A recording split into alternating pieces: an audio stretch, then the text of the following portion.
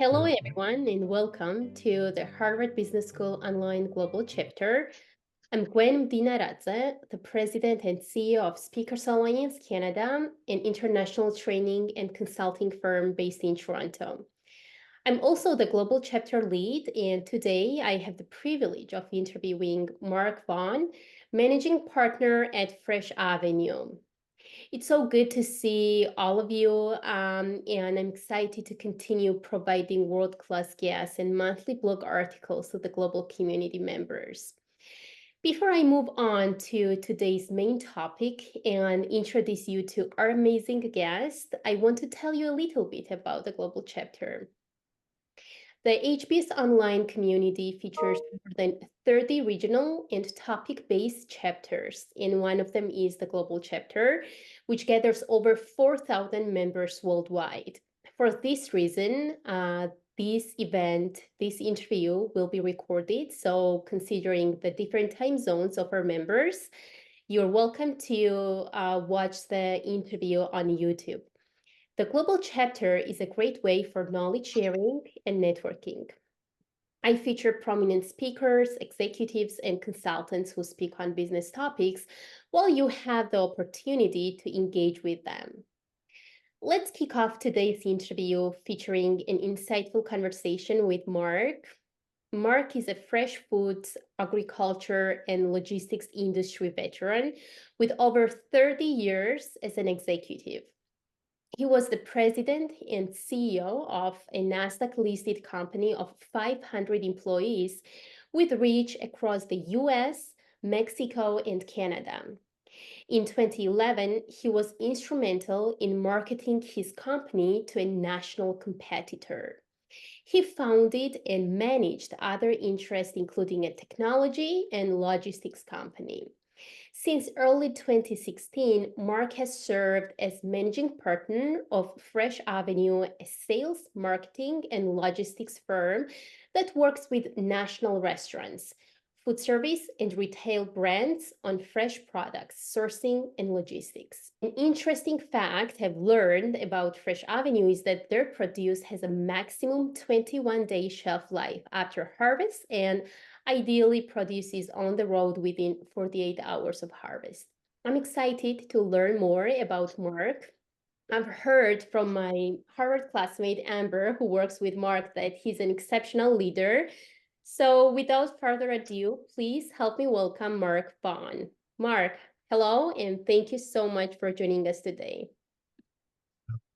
Good afternoon to everyone. Gwen, thank you so much for having me on today and for your gracious introduction. Pleasure is mine. Mark, you're the managing partner of Fresh Avenue. Can you tell us a little bit more about your business? Yes. So Fresh Avenue was founded along the sound principles of great service in the fresh food space. Though we specialize in fresh fruits and vegetables, we also distribute and market other fresh food products that ride on the magic carpet, if you will, of fresh produce distribution. Things that require, like fresh juices, for instance, that require a rapid movement into the marketplace. The fresh produce distribution, supply chain, and logistics concept moves very fast. Products are harvested, they're brought into a facility for cooling and other, packaging and whatnot. And usually within 24 hours, those products are on a truck out to the marketplace. We mainly work out of the western part of the US, California, Arizona, Washington State, where the bulk of Western produce is grown and shipped. And we obviously manage things very tightly. This is a business of very strong systems and communication that is required to make all of this work. But behind all of that is a great group of people. Our team and staff here are and must, by necessity, be very responsive to not only the market conditions and what Mother Nature throws at you from a grower and producer of fresh fruits and vegetables, but very responsive to the customer base as well, because the demand is ever changing, ever nuanced, and we have to be ready to adjust what we do based upon the consumer's demands and the supply chain flow. We're by definition, we're a just-in-time supplier. Back before just-in-time became a thing, right? We move product rapidly because it has to be moved rapidly. Though some of our products do carry an 18 to 21 day shelf life, we work with products that have to be moved much quicker than that. And remember, the shelf life starts when it's cut or packaged, and it's moved to the central part or the eastern part of the US or into Canada or Mexico. And from there, it has to have adequate shelf life to make it on to its final use, right, with the consumer or with the patron at a restaurant. So we are a B2B company. So our customers are in the food service segment, regional and national restaurant chains, produce wholesalers, and then retail establishments that like a grocery chain, if you will. Wow, that is very impressive. So can you tell me more about produce logistics? You mentioned specific days since the harvesting. So can you elaborate? Well, certainly it starts, obviously in the fields and orchards and farms where the product is grown. Logistics start there. We our harvesting team, depending on the commodity, obviously it's a different equation for lemons than it is for lettuce, but the product's harvested oftentimes at the early hours of the morning while the weather, the outside temperature is still cool, and that is for our workers as well as the product quality, so that we can harvest that product at 3 or 4 o'clock in the morning. We have trucks that pick it up from the field and rush it to one of our facilities where that product is cool. The field temperature will be removed as rapidly as possible. We use several different types of equipment for that. And the product is brought into the warehouse where it's packaged and palletized and made ready for shipment. And much of what we do at Fresh Avenue is about optimizing the outbound freight, the outbound truck. The clock is ticking rapidly on this product, but we have to, for an efficient distribution plan, we have to fill up trucks. So it all has to be synchronized and coordinated so that we fill up trucks. These trucks depart our facilities, our warehouses, out to where the product is used. So it is very much a logistics play. Our trucks have to leave at a certain time to make our customers' requirements of arrival, right? Because everyone along the chain does not have much inventory. So if we have a late truck or some sort of delay in shipment, it impacts that consumer, that customer. So it is a very synchronized approach, and you're dealing with one of the most variable products imaginable, because fresh vegetables and fruit don't always behave like they should. Sometimes they're ready, sometimes they're not ready. Sometimes we have to rapidly switch a sourcing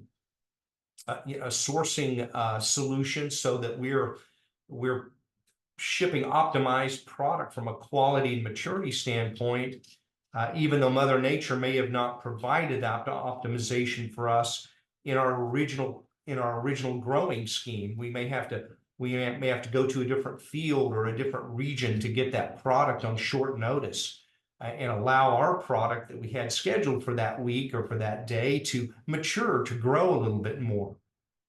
So there again, we do rely on systems, but our people are the ones that we may have a base system that handles it, but it requires constant adjustment, constant tweaking, so that the consumer gets that product, the freshest lettuce at the right maturity, or that they need for their application, right? We do a great array of products, what we call in our world bunching veg, which would be beets and radishes and kale, parsley, cilantro, um, uh, lettuce, leaf lettuce, would be what we call wet veg, cabbage, um, and we do head crops like corn, if you would, fresh bicolored or tricolored corn. Um, we have customers buying all of that, and oftentimes, Gwen, customers come to us with a specific need. We contract, we'll go out. That customer may say that, we require 10,000 pounds of cilantro a week, for instance, and we will go out and we'll grow that product for that customer so that we can assure the continuity of supply. And that's what our customers want most. I mean, obviously, food safety is the foundation for what we do, but next to that is continuity of supply, Gwen, because if you're a restaurateur or a grocer, you need to have that cilantro on the shelf or in the back room for prep every day. There's no substituting. We're going to substitute parsley today for cilantro. You can't do that. You have to have that cilantro there every day when it's needed in the best possible condition at points in all 50 states, right? So this includes, Hawaii and our customers up in Alaska, and as well as the lower 48 and into Canada and Mexico.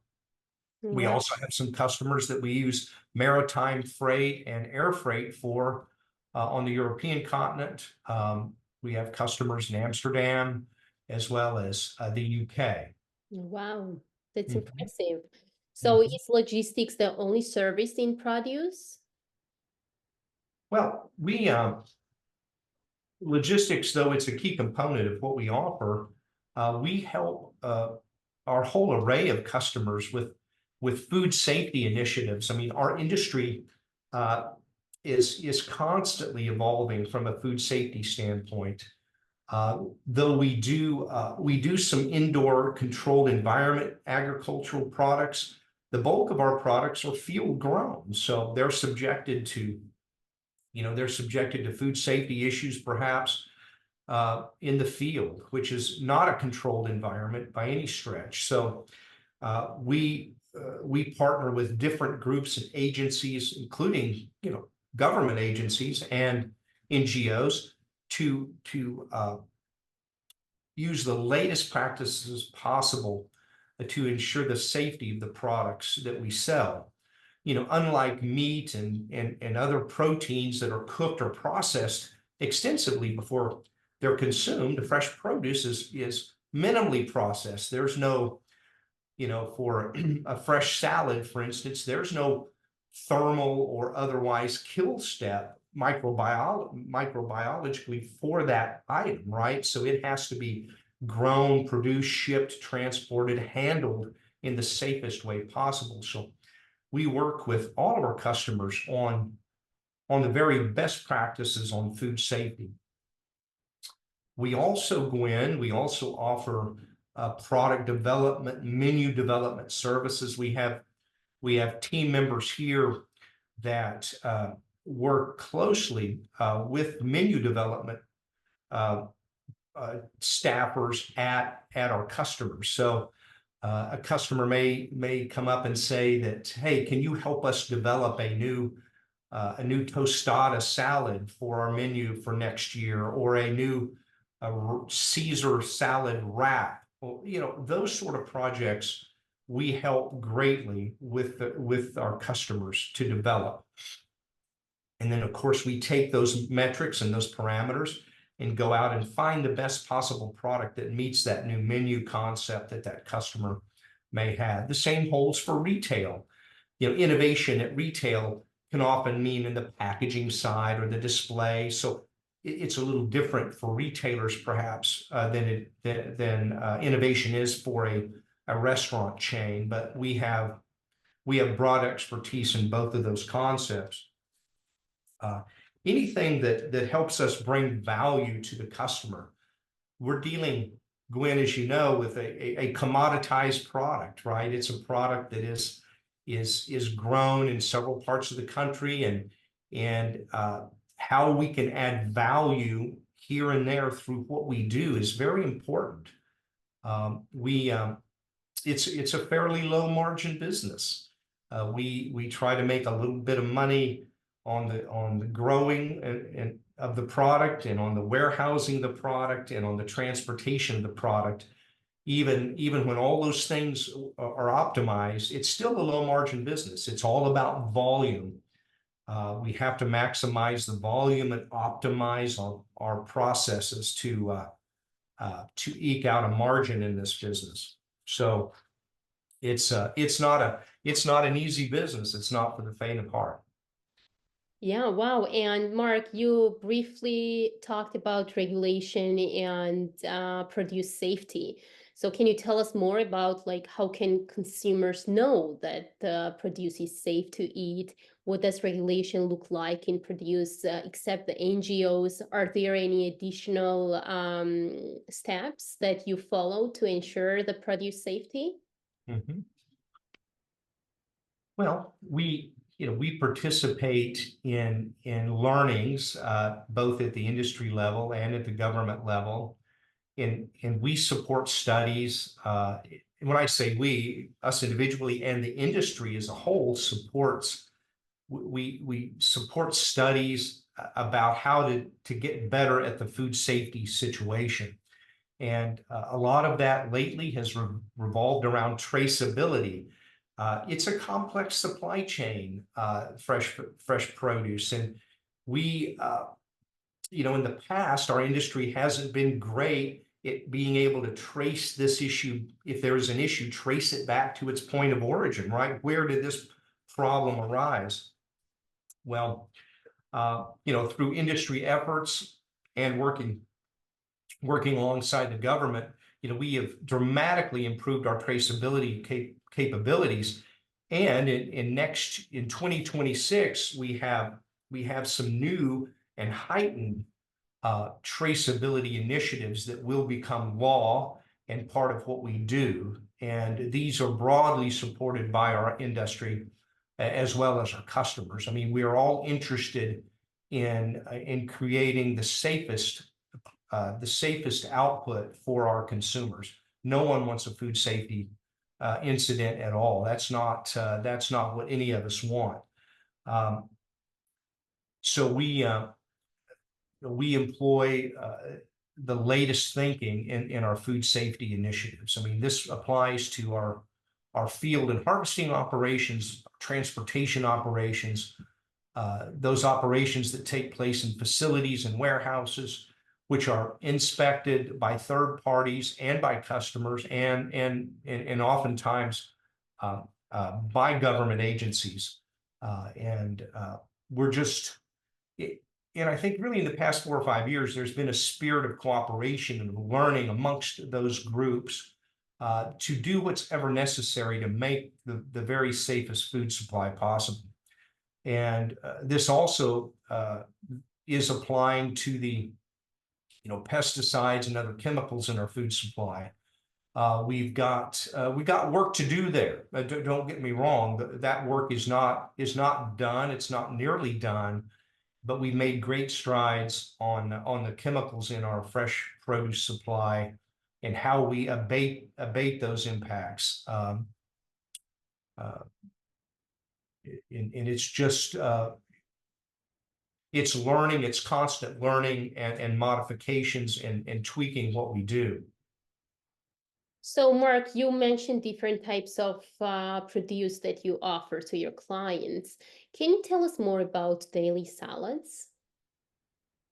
Deli salads?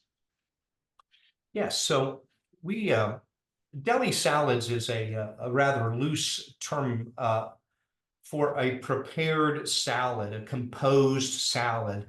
And if you'll go to a local deli, you'll see traditional salads like potato salads and pasta salads and things like that. And then you see some non-traditional composed salads. These would be mainly vegetable based, like a broccoli salad, for instance, or a salad made of Napa cabbage, bok choy, and maybe sesame dressing. That could be an example. So those are all things that we do. You know, the deli salad business, that's a lot of product innovation, freshness, and theater. How the product looks in the deli case is obviously important.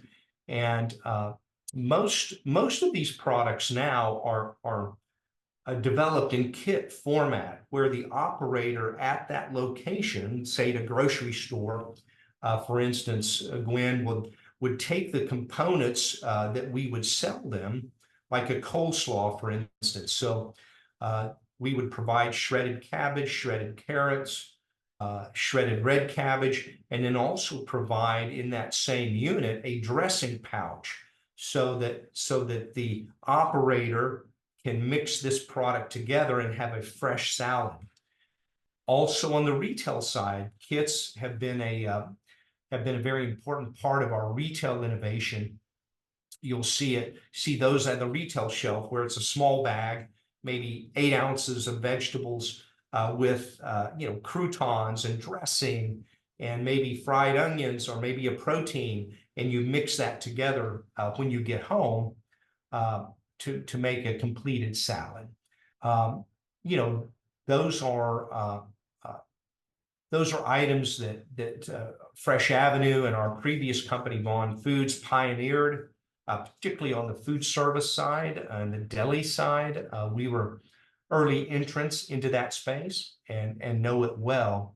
And that's where much of our product development and R&D expertise has come to play. Mark, can you tell us more about your involvement with FAPC? You bet.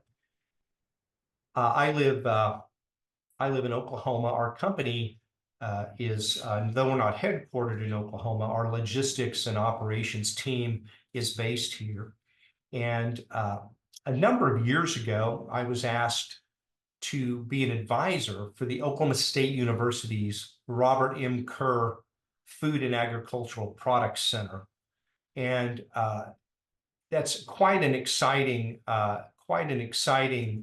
operation we have.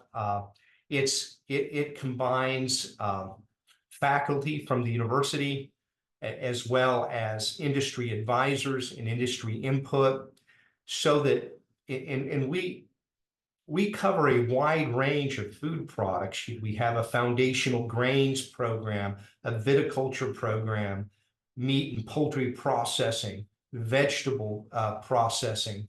And this center is dedicated both for the producer, so that that producer can have a value add opportunity, right? That grain producer can find a way perhaps to, through help from the center, to turn that grain into a pizza dough. And we have a new pizza dough manufacturing facility here in Oklahoma that was helped tremendously by the Food and Agricultural Product Center's involvement. So it's all about finding value add output for our various agricultural production items here in Oklahoma. And we also work with surrounding states. We'll send products and projects in for us to help develop. And we've been there 25 years. I'm proud to serve as the chairman of the advisory committee for the center right now. And my term expires here in about a year. But lately, we've received new funding from the state and private sources to grow and expand our program there. it's a teaching center as well. So we've got we've got both undergraduate and graduate students in the center, helping with different aspects, working on lab work. We have a food safety program there, a 4-year food safety program that's based in the center. So it really is unique. There are only a few of these centers in the country. I believe there's one in Nebraska and one in Georgia. And of course, Cornell University has a large center there. These are mainly at land grant universities, because that's one of our missions, is to support the agriculture in that region. But it has been a great success for Oklahoma ag producers and value-added producers as well. Oh, great. Thank you so much for sharing Mhm. that. That's very impressive. Mark, what do people not know about produce that they should know? Well, I think that though automation is making its way into vegetable and fruit production, much of the work is still done the very same way it was done 100 years ago. I mean, lettuce, lettuce and leaf lettuce and romaine, cabbage is harvested by hand, by a worker. And these folks are the backbone of our industry. And we are so appreciative that these workers are there. And we're embracing new technology as rapidly as we can, but you're dealing with items oftentimes that are very fragile and very and have great variability as to size and texture. So it is, I don't want to say we've been slow adopters of technology, but it certainly has been a rough road to adopt technology in the fresh vegetable and fruit space. But we are making progress. And speaking of the US production in North America, over 90% of the fresh vegetable production on the leafy green side, which you would consider salad items, comes from two areas: California in the summertime, and the Southwest US, the Imperial Valley of California, Yuma, Arizona, in the winter. And that presents challenges. As we know, water is of great need in growing fresh vegetables and fruit products, and water consumption and water supply has been a challenge. I mean, I'm not sure Mother Nature expected 50 million people to be living in the Western U.S. Needing to consume water, and you add to that the fact that that's the part of the country that grows most of the vegetables and fruit for the entire country. So it has been a strain on our water supply, and we're doing. The industry has made great strides in optimizing and minimizing the use of water to get our work done, but there's no way around it. It needs water. And Gwen, I believe that fresh fruit and vegetable production is seeing a dispersion in this country. We are needing to move away to some degree from those growing areas, because we've stressed our ability to grow products there. You've got the population growth and the water consumption. Obviously there are many parts of the country that can grow fresh vegetables and fruit products. However, the infrastructure moved to the Western US for most of this years and years ago, and that's what we built around. We as an industry are going to have to learn how to grow more products in the Northeast, in New Jersey, in New York, in the Southeast, in the Carolinas, if you will, in Florida. All are growing products now but have a ways to go as far as optimizing that growth and to aggregate more growth and production in those states. You know, even states like Oklahoma and Kansas and Arkansas can grow a wide variety of fresh fruits and vegetables. We just don't have the infrastructure, both from a labor standpoint and a operational infrastructure to do that. So we're going to have to address that as a country because we need to disperse some of this food production and make it more local and make it more regionalized. Indoor growing, controlled environment agriculture is playing a key role in that. We're producing, you know, it seems like every week a new controlled environment operation is opening, and so that will begin to impact our local and regional supply, which is a good thing. Now there's cost. The cost to produce products indoors is quite a good deal more than field-grown product right now. And some of that can be offset by the proximity to where the product's being consumed, right? So, you know, though it might cost you more to produce it locally, it's not costing you very much to transport it to those consumers locally. So, you know, we will get this balance figured out. We're not there yet. Obviously, people need to eat more fruits and vegetables in this country. We don't want to do anything from a cost standpoint to curtail consumption. But conversely, we also need to disperse this production so that it is closer to the consumer, has less environmental impact, and more continuity of supply due to water and environmental constraints. I'm so happy that you mentioned water intake and sustainability because the leaders such as you play a vital role in shaping sustainable culture. What are some takeaways from your years in fresh food that would help those of us who are not in the fresh food or produce industry? You have over 30 years of experience, so we would love to hear from you. Well, Gwen, that's a great question. You know, it is a business that's not suited for everyone. It's a lot of work. It requires it requires dedication, as any endeavor does.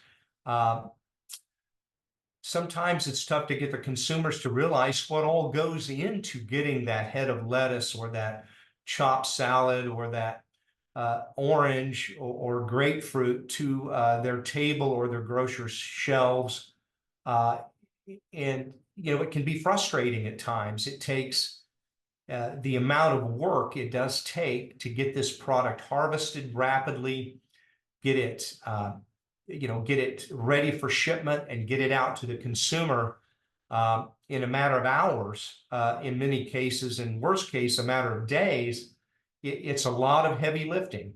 And I think that it's important to realize, you know, the labor, the great team of field workers and warehouse staff and logistics and truck drivers, forklift drivers. It takes a lot of work to make the fresh food and fresh produce supply work in this country.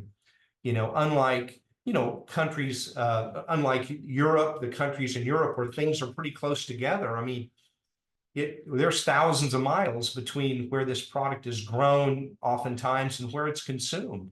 And it's a lot of work to get it there in a fashion that makes a good merchantable product. So, but the customer always comes first in our business. You know, if we can't make the customer happy, we at the end of the day don't have a job. So we do what's necessary to do what's right for the consumer, what's right for the customer. We need to be looking at innovation, and I talked a bit about that, to help us remove some of this heavy lifting that's part of the produce and fresh food business. So continual investment in innovation and food safety and optimized logistics are something that needs to continue to be embraced by our industry. we're always interested in how the customer responds to what we're doing in the marketplace. You would think it would be a rapid understanding. Sometimes it's not. I mean, we're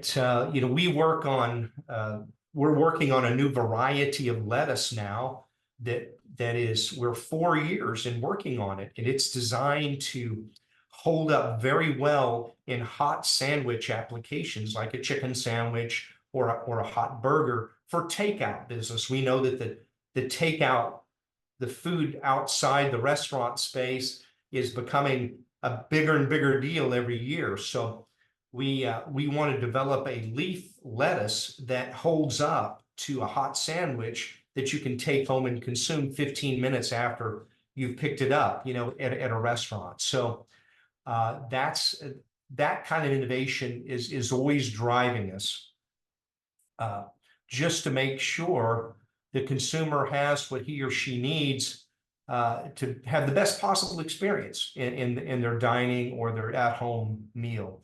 So it's a great industry to be in. There's always something to do. It's not an 8 to 5 job, however. And it's not a 5-day-a-week job. We're moving all the time.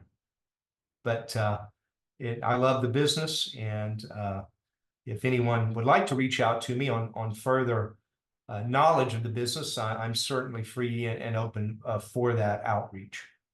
You're so lucky you found the job that you love. It makes all the difference. Thank you so much, Mark, for answering my questions, considering such an interesting conversation. We don't have much time for a Q&A session, but thank you all for joining us today. I hope you found the conversation with Mark as insightful and inspiring as I did. A big thank you to Mark again for sharing your expertise and experience with us. The recording of this interview will be published on YouTube and also will be featured at the Harvard Business School online newsletter. So you are welcome to watch again or share it with your friend.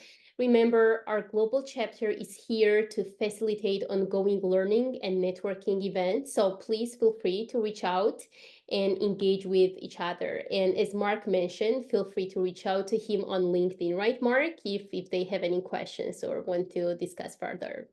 Please do. And Gwen, thank you very much for your time today. My pleasure, Mark. And don't forget to check out our upcoming events and blog articles. I'll be writing about my conversation with Mark, so you will get a chance to read the article about Mark and my conversation with him. Thank you again for being part of this wonderful community, and I look forward to seeing you at our next event. Have a great day. Very welcome. Thank you. Bye-bye.